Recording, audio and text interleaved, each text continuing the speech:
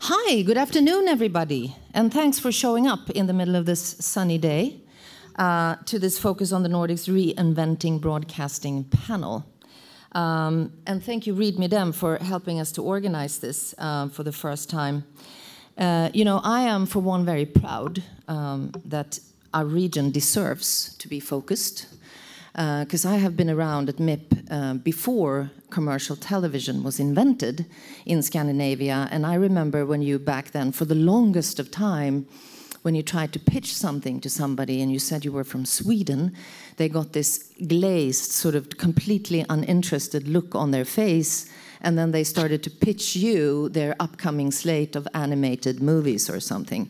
And now everybody wants to know if you have a little script lying around somewhere in your office or what the new tech innovation will be. That's fantastic. But you know, innovation from the Nordics is not a new thing. We have, since a long time, been the hotbed for innovation. Maybe for a little bit more sort of tangible products and services than now. But we've always had an unproportional amount of well-known global brands coming from the region. And if you look at the innovation index of 2014, you can see all the Nordic countries way up there on the list.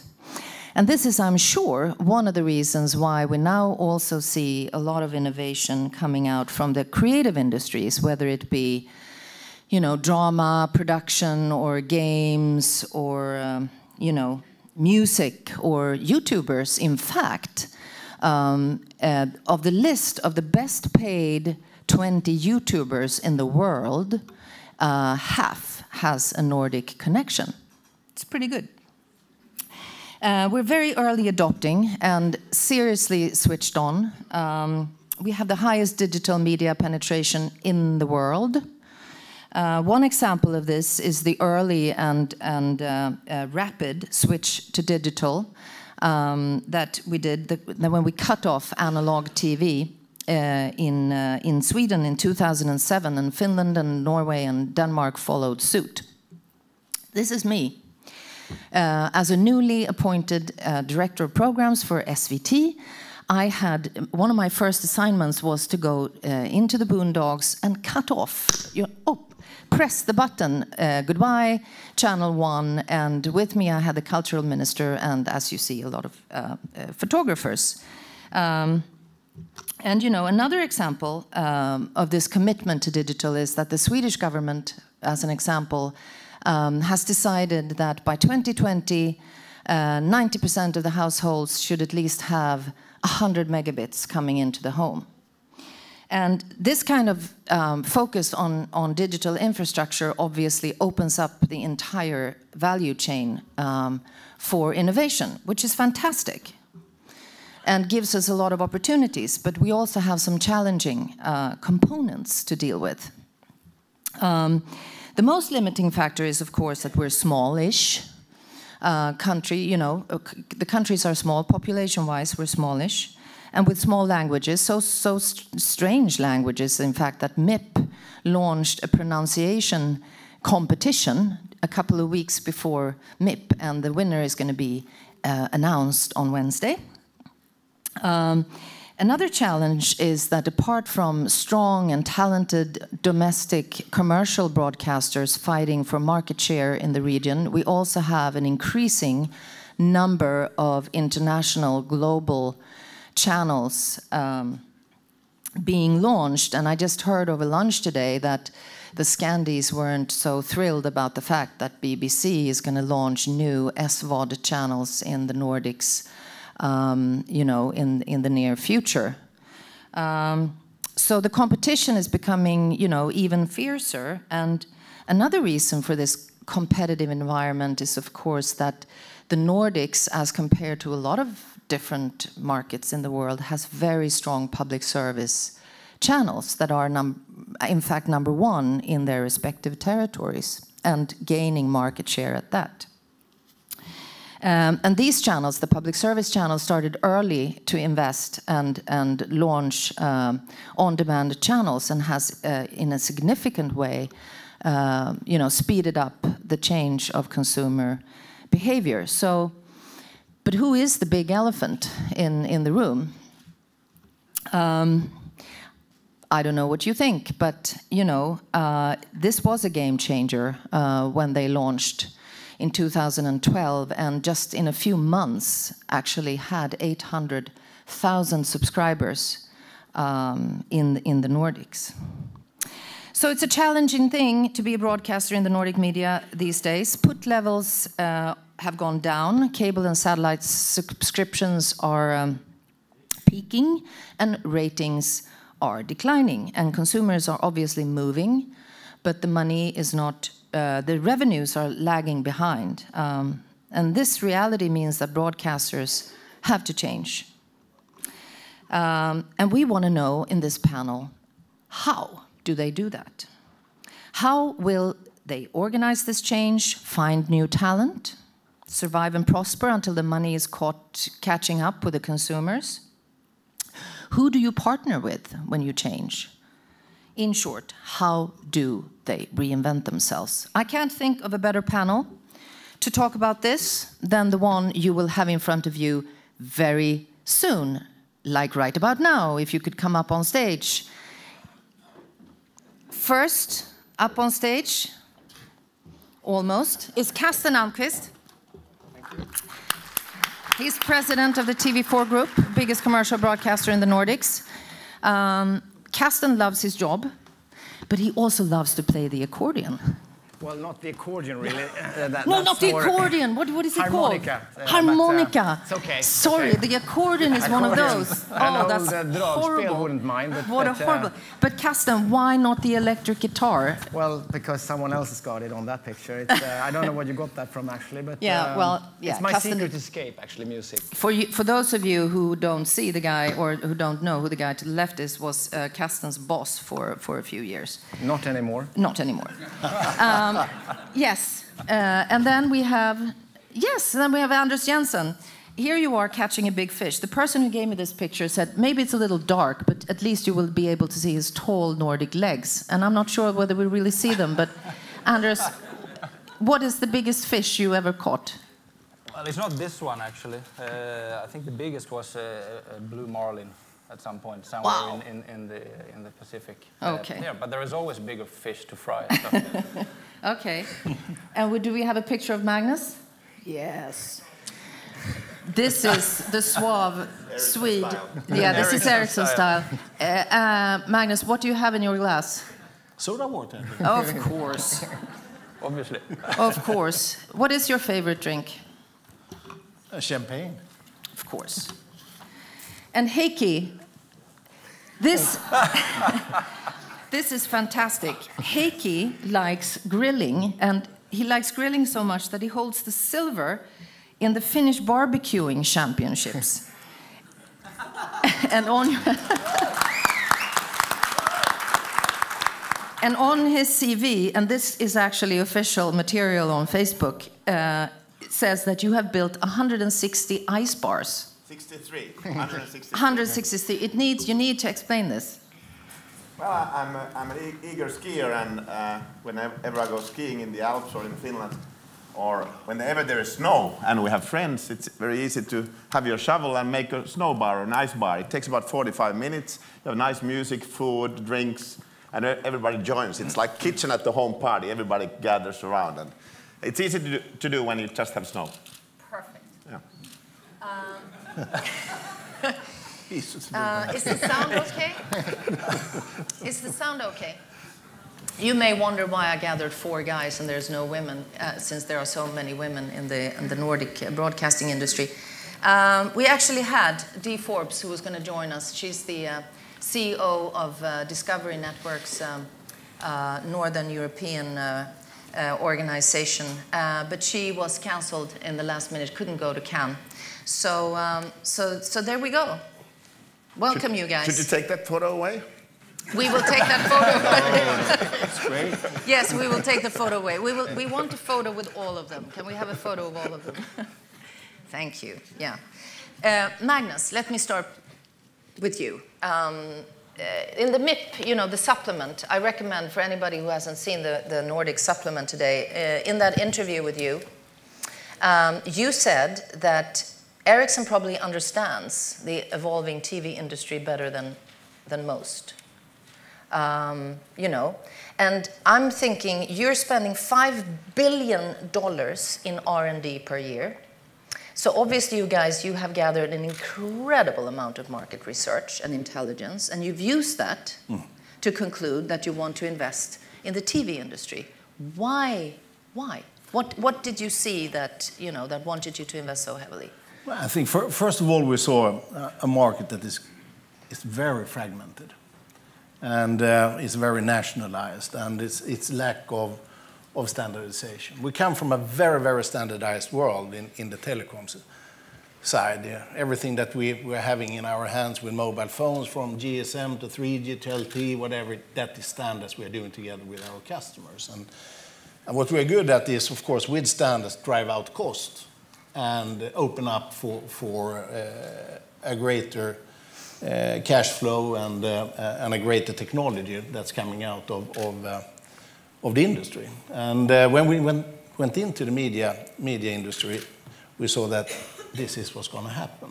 Already back in 1999, we saw that most of the videos that will be consumed in the 2020 will come out of mobile phones.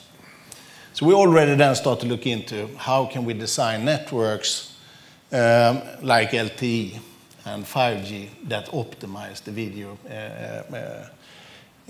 experience. And then, of course, you add on then platforms like we're having today, and we launched with TV4 this morning, and sent a press release yesterday with SVOD that is then completely agnostic and is built on customer experience.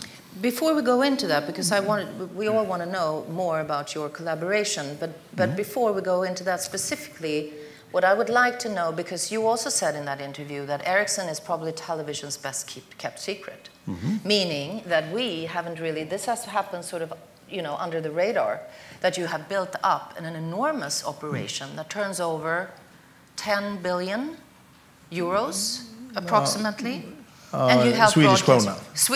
100 billion Swedish krona. Not only the media, that's global services. No, okay, well, that's global services, but anyway. And you service over 500 TV channels all over the world. What is it that you do? So basically, we are doing everything from captioning to media preparations, play out, and then we're operating, I think, around 120 different platforms that we are bringing in now and standardizing and try to drive out cost out of the traditional operations in play out with broadcasters. And then, of course, continue to build out over-the-top solutions with our products. And so that's what we are big at. And we have 2,500 people working only with play out in Europe. And how many countries are you in now? We're in 18 countries. But of course, you have a vision when you go in, and then you think that, what should it be, you know, by the end of the day? And of course, we're a global company, and as it's in telecoms, we're in 180 countries. So 18 countries, we need to tenfold. And what is, just briefly, what do you see as the big difference between the Nordic countries and the rest of the world that you are operating in? I think as we have been speaking about before, I think it's a very highly competitive market, early adoption of new services. Parts of it, of course, a lot of piracy in the industry, which changes a lot of the buying behavior at the end user. Okay. Casten, you announced a partnership this morning. You are in the midst of transforming the biggest commercial broadcaster in Sweden. Yeah, we sure are. What are you doing? Well, we are pursuing a very massive transformation of the whole operation, going from a traditional broadcast perspective, which is we broadcast, you watch. We tell you what to watch and when, into something else which is completely different, which is a user-centric operation.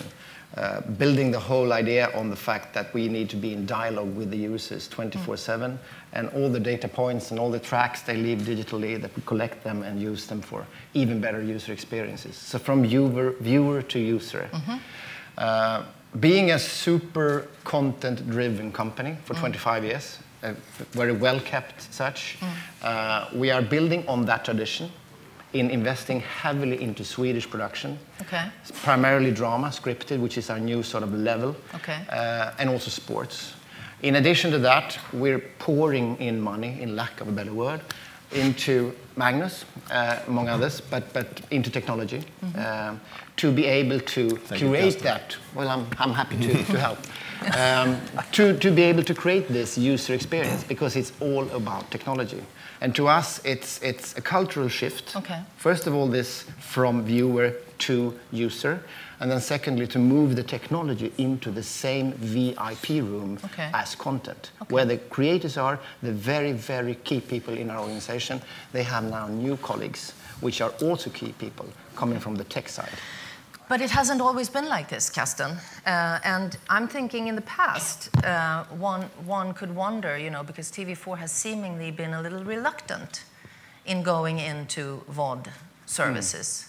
And is it because you've been so profitable in the free TV business?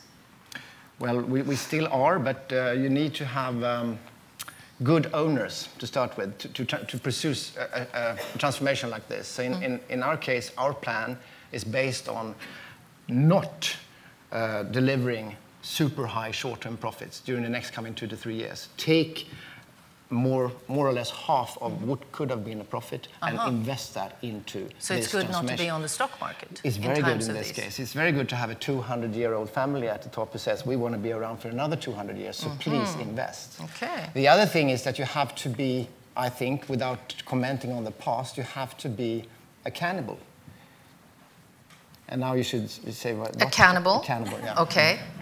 Because you have to be bold enough to attack your own core business. So what we're doing right now is hurting our own linear business.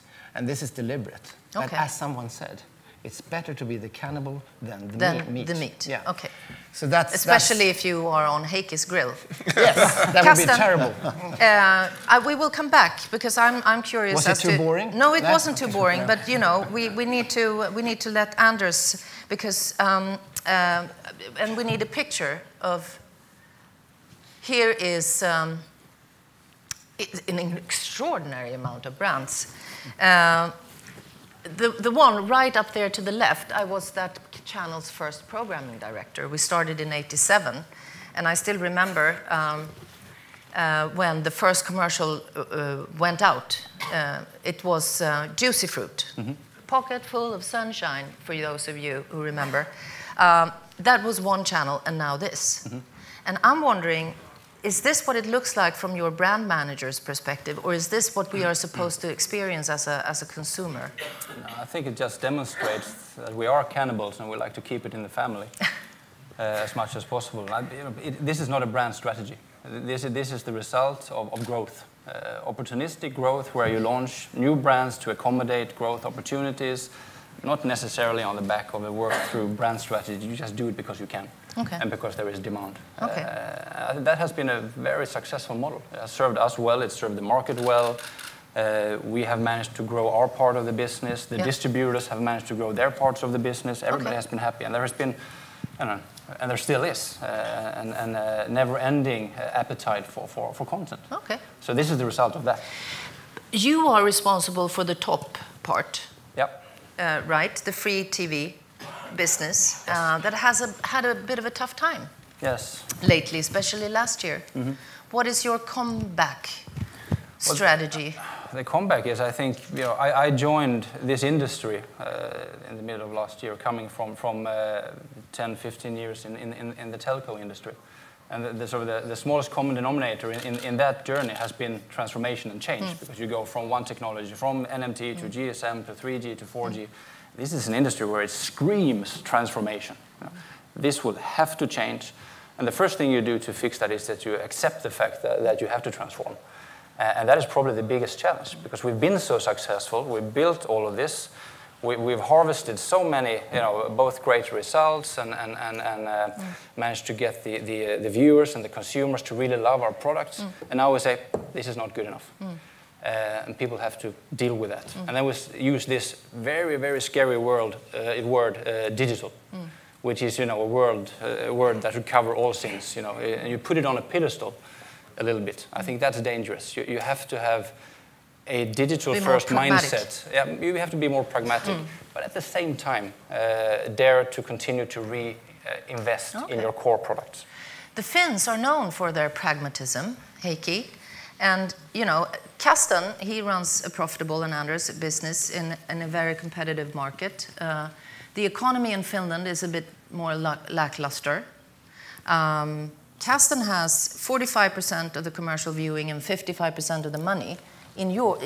For you, it's a little bit the other way around. Well, yeah, we have about 50% of the commercial viewing and about 57% of the commercial money. But the problem is that the total money, the total media pot, and then even the TV is not growing. The media investments in Finland last year were at the same level than in '99 or 2000. So we had 14 years with no growth. And on ad money, which is 75% of our income. But PricewaterhouseCoopers says that Finland is the only market where ad money is going to go up until 2017. I don't know if they have ever been to Finland, but this is done very far away from the reality. But the good side of the coin is that, again, opposite from Sweden, where the people using television and the total viewing is going down. Last year, 14, we had the record year for linear viewing, more than ever, 3 hours, 3 minutes per every Finn. And on top of that, we have the new ways of viewing, which is about other 21 minutes. So the consumer relationship with the content, with our brands, is really strong. But then we lack money on the market, both on the advertisers' side and also the consumers are quite stingy on how much they pay on the pay TV services or any OTT services. So we fight with the economy. All the other things are, I would say, quite good. So what is your game plan then? How do you transform under those circumstances? Well, we started, we've been very strong in web since '95. We have one of the biggest portals. Our web TV was launched more than 10 years ago. So we've been quite early on to these things as services. And it's keep developing them very aggressively. And then on the other side, we need to restructure the company mentally, physically, cost-wise. We are the third oldest commercial broadcaster in Europe. We started in 1957. Almost as old as we are, Heikki. and so we have to do a lot of kind of a cultural change and structural change and also cutting costs, but then at the same time invest in the things that have been mentioned here and we all believe in. So and it's a bit of a dilemma in the very tight economic conditions. But I'm wondering, Finland is very tech savvy. We know that, and obviously we're all talking about the level of technology needs to go up in your companies, and you need to employ tech people. But do the techies want to work for you? Yeah, they do. They do. I mean, we have whenever we hire somebody, we hire a lot of the techies and a lot of creative people and from different backgrounds.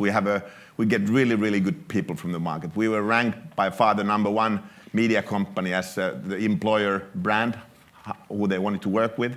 We beat Google, we beat all the other companies in Finland, and that's really important because it's a people game. We need the best people to make the shift. And that of course applies to all the other media companies. Or maybe you only need the phone number for Magnus. Well, yeah, we work with them, so it's a good relationship. Casten, I know that you have employed quite a number of techies lately, and what we did here was that we researched all the available jobs that Netflix have at the moment, and there were 240 jobs, I think, and 60% of those jobs are tech-related. So at their company, there are traffic and chaos engineering and, senior full-stack engineer. Is that the future for TV4? Is that, the people that we will meet in in your canteen? Yeah, you already do actually. We shifted a lot. You mentioned the past at TV4. We have, sadly in a way, shifted a lot of stuff from the old world during the last 2 years, and instead hired a lot of new categories. So somewhere around 60 new colleagues coming from the tech side, which is extraordinarily exciting to see how they blend into. Do they? They do. They do, and they are different in the way they are like a digital tribe, like nomads. So it's not like in the old days when you had this big warm round TV4 and the TV4 atmosphere and all that, the sort of household brand name TV4 and our employer brand is, I would say, rather strong in the TV community. These guys don't care about that whatsoever. They care about one thing, a super cool project with tons of money. And this is exactly what we have right now. Probably the coolest project in Northern Europe.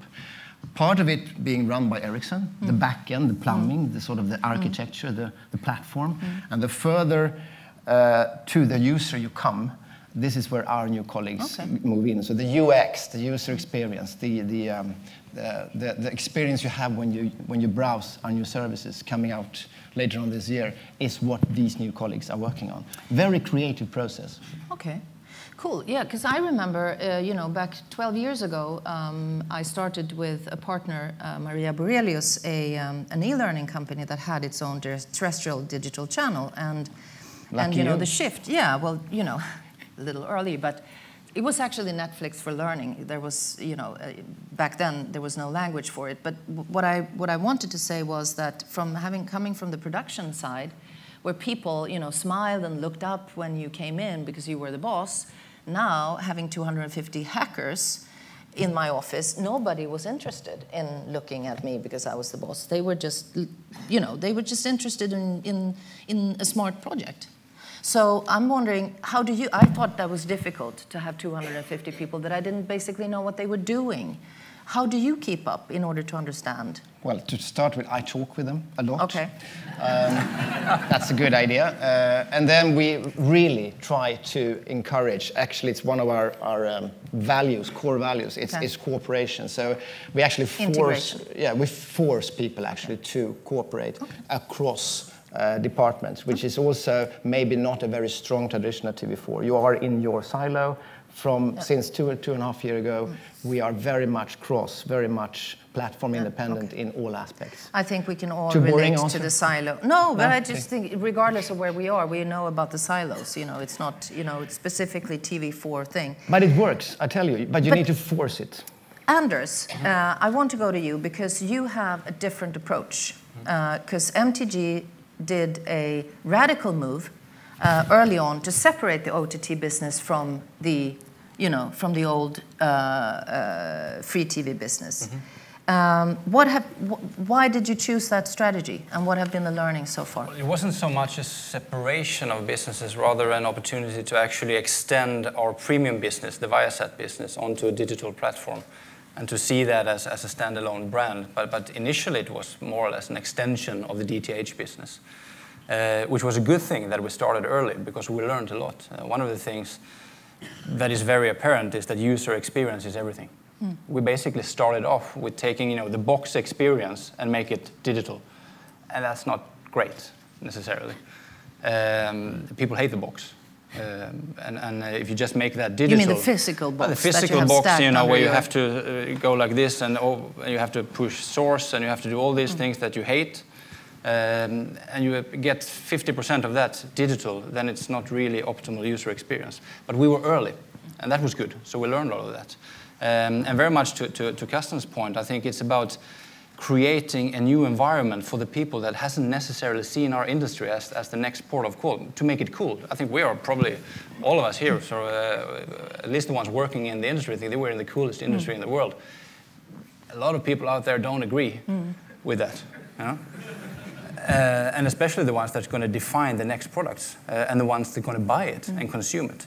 Do you work with employer branding? We do, and we took a little bit of radical move, which is what probably a bit more radical than the launch of Viaplay was that we started a new company, MTGX, which is basically a NewCo approach, saying this is the new company, this is the future, this is where you're going to be the hub, you're going to be the incubator of thinking digital first. And then you're going to go out and try to influence all of the know-how that we have in the house.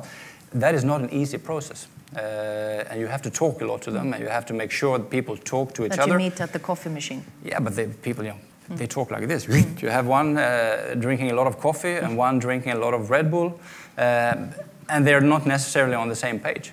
So that's the challenge. And but also a lot of Jolt Cola is still around. Jolt Cola. Yes, indeed. But those are the two consumer groups that we're facing out there, and we have to cater for both. Okay. So half of your office is like a stylish, more business-like office, and half is like, skater. If you want, great soda, you go to the digital area. If you want crappy coffee, you come to my department.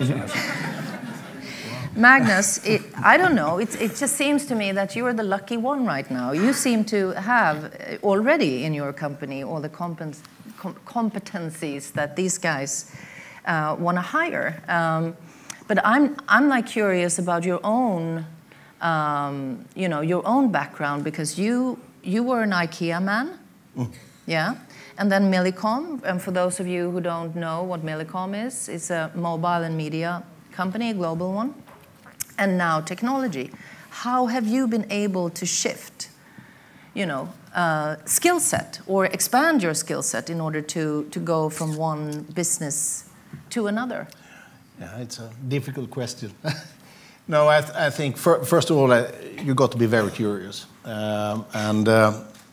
I had the opportunity to work as sort of an entrepreneur in all the companies.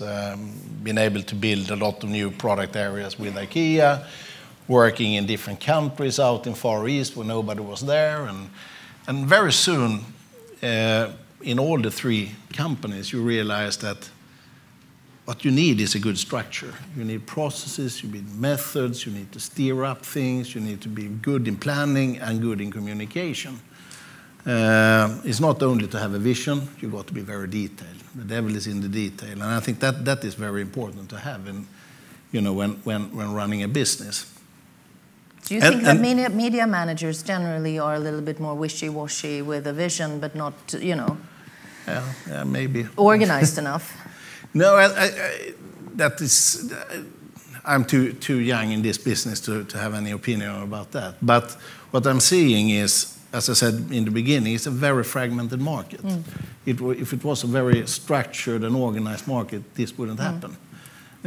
So I think for me, that has been the way to be successful in building new businesses. Because very many times when you are coming into and building a new business, there is a lot of enthusiastic people that's seeking into the business opportunities, and you got just to get things organized.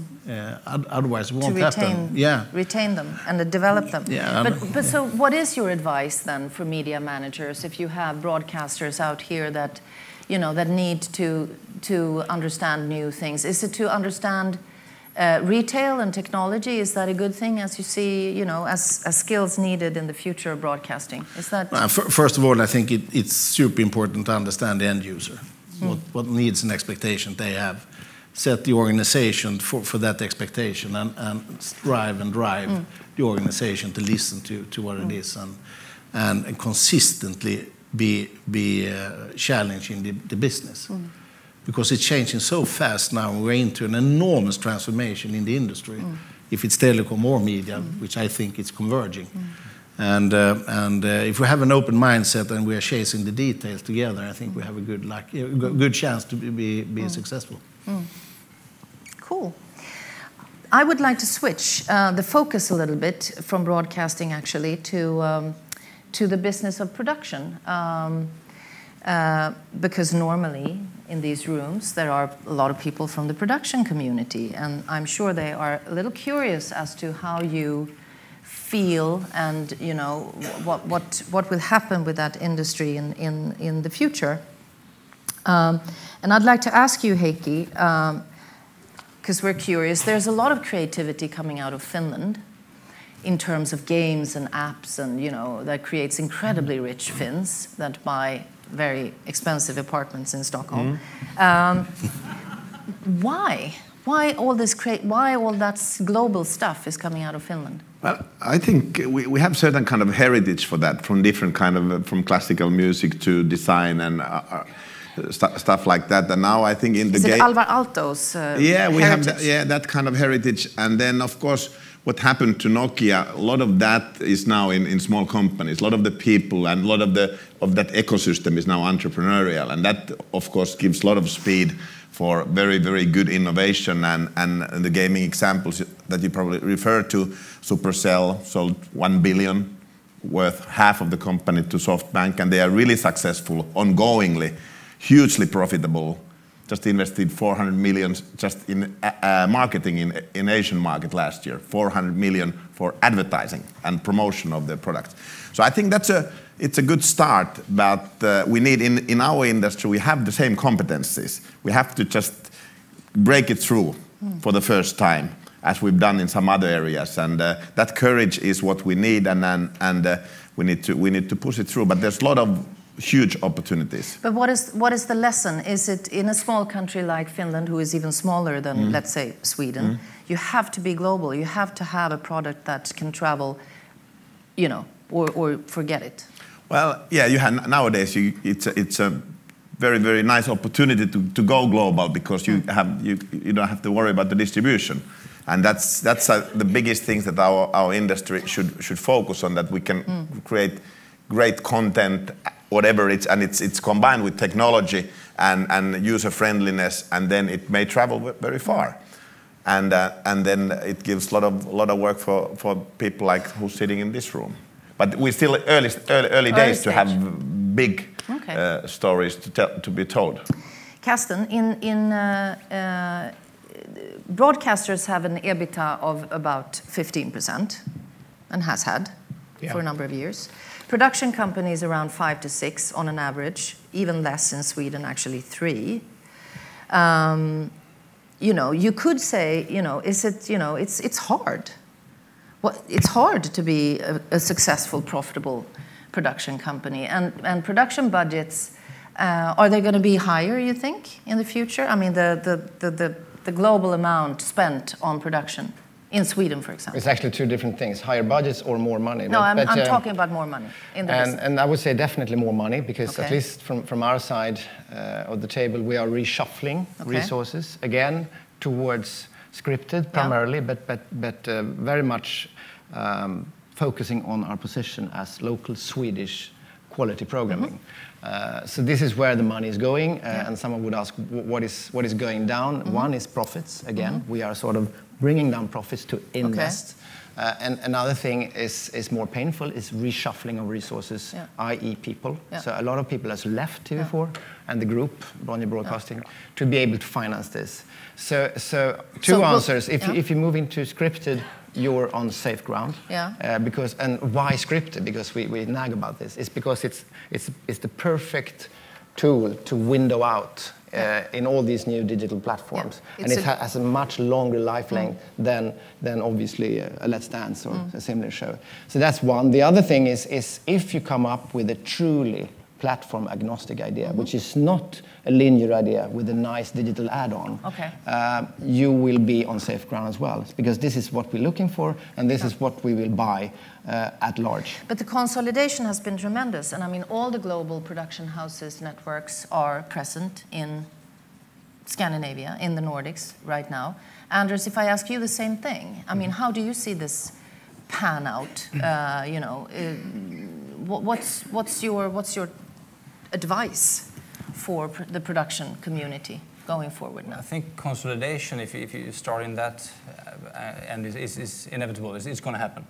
But when you consolidate, you have to decide what you want to do with that consolidation. You don't get more profitable just because you put things together. You have to reinvent and rethink how it works.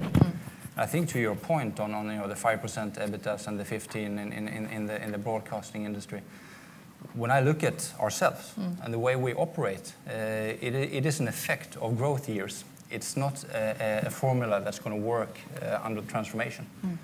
You can do it. You can invest. You can bring down profits if your owners or the market accept that. If not, you have to rethink how you operate, and you need scale. We are operating free TV channels across Scandinavia in three countries. So it means more production, English language drama production? No, not necessarily. I fully subscribe to the need for more local content. I think the big Hollywood output deals are a thing of the past. Okay. Agreed. So this is a reshuffling of the budget. Do we have a Hollywood studio in the room? But just to close on that one, so there will be more money in the system, and they will be reshuffled. Okay.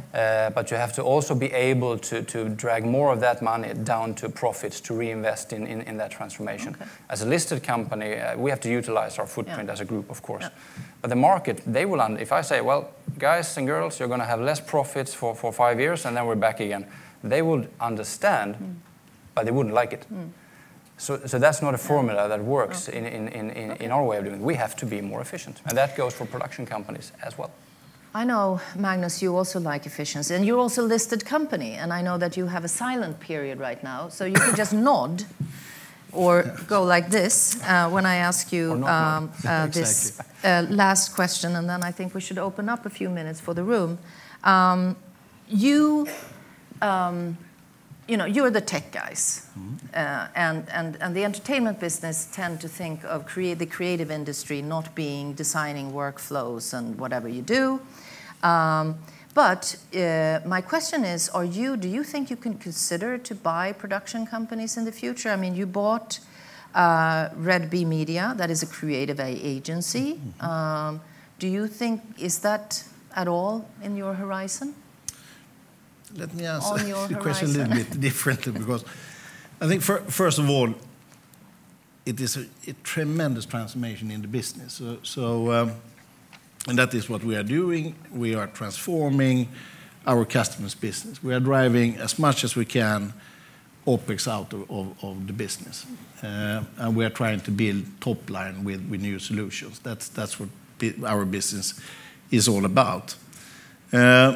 If customer asks us to go into something that we can see that we can scale up on a global level, I wouldn't say no. But it's going to be the clients that are going to be driving. Yeah, that's the normal way we do business. Okay. Do we have a microphone? And do we have any questions?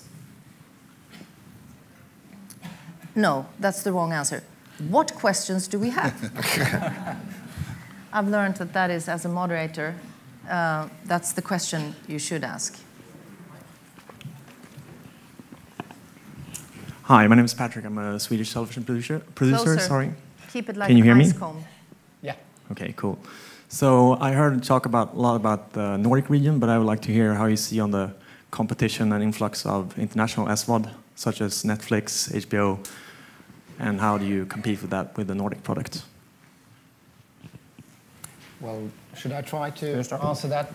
It's for sure a super crowded place right now. We say probably the most competitive TV market in the world, especially in pay or SVOD, with the entries of likes like HBO, Netflix, and maybe a few others coming in during the next coming years. For us, it's the tool for us is very much taking what we have when it comes to SVOD and merging it into one new service being launched later on this year, and it will be built around C More, which is our pay TV company today. So C More will be the digital vehicle, the digital SVOD service from Bonnier Broadcasting, acting in Sweden and Finland primarily, being cross-promoted by MTV in Finland and TV4 in Sweden. And the idea being the Swedish and Finnish, the local option to these American players. So everything from Allsvenskan, Svenska Hockeyligan, to Beck and Pippi Långstrump. Great, thank you. Yeah. We started 2 minutes late, so I think we could have time for 2 more questions.